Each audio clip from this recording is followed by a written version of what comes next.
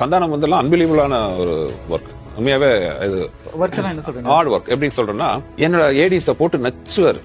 இப்போ உதாரணத்துக்கு நெக்ஸ்ட் வீக்ல அடுத்த ஷெட்யூல் வந்து என்ன சீனுங்கிறத வந்து நச்சு அந்த சீன் பேப்பர் வாங்கிட்டு போயிடுவார். வாங்கிட்டு டீம் ஆஃப் ஒரு 3-4 பர்சன்ஸ், அவங்க எல்லாத்தையும் அந்த சீனை கொடுத்து எழுத சொல்லுவார். இந்த சீன் பேப்பர் கொடுக்க மாட்டார். இந்த சீனை எக்ஸ்பிளைன் பண்ணி நீங்க எழுதுங்க. இப்ப அவங்க எல்லாருமே எழுதுவாங்க. அவங்க எழுதுனோடனே சந்தானம் அது எல்லாத்தையும் கலெக்ட் பண்ணி அதை எல்லாத்தையும் கோத்தி இவரோட ஐடியா போட்டு இவர் அது ஒரு சீன் பேப்பரா எழுதுவார்.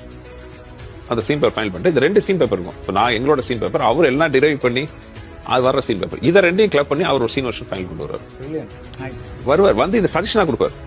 இதுக்கப்புறம் அது எடுத்துக்காது என்னோட இஷ்டம். அது ஒண்ணு. அதோட விட மாட்டார். இப்போ சந்தானத்தோட ஒர்க் என்னன்னா, அதுக்கப்புறம் என்ன பண்ணுவாருன்னா, லொகேஷன்ல ஒவ்வொரு ஷாட்டுக்கும் பாத்தீங்கன்னா போன் போய் உட்காந்து தனியா you want talk to anybody, phone பேசுறதோ ஆர்டிகல் இருக்காது, தனியா போய் உட்காந்துட்டு அவரோட டீம் ஆபீஸ்ல உட்காந்துருப்பாங்க. இப்ப ஏடிஸ் அடுத்த ஷாட் என்ன, அடுத்த ஷாட் வந்து இந்த மாதிரி மனோபாலா வந்து உள்ள வர போறாருனோட, மனோபாலா உள்ள வராரு, அவர் வேட்டி சட்டை போட்டிருக்காருனோட, அந்த மனோபாலாவுக்கு ஒரு ஃபைல் வச்சிருப்பாங்க. மனோபாலாவை பத்தி என்னெல்லாம் பேசணும் ஃபைல் இருக்கும். அதுல இருந்து செலக்ட் பண்ணி ஒரு டயலாக் எடுத்து வச்சிருக்காரு. 2 டயலாக் ஆப்ஷன் ஷார்ட் பத்தி இதெல்லாம் நடக்கிறது அந்த 5 minutes கேப்ல இதெல்லாம் பண்ணிட்டு இருக்கோம். இது கமிட்மெண்ட்ல பயங்கரமா அமேசிங் கமிட்மெண்ட் சந்தானம்.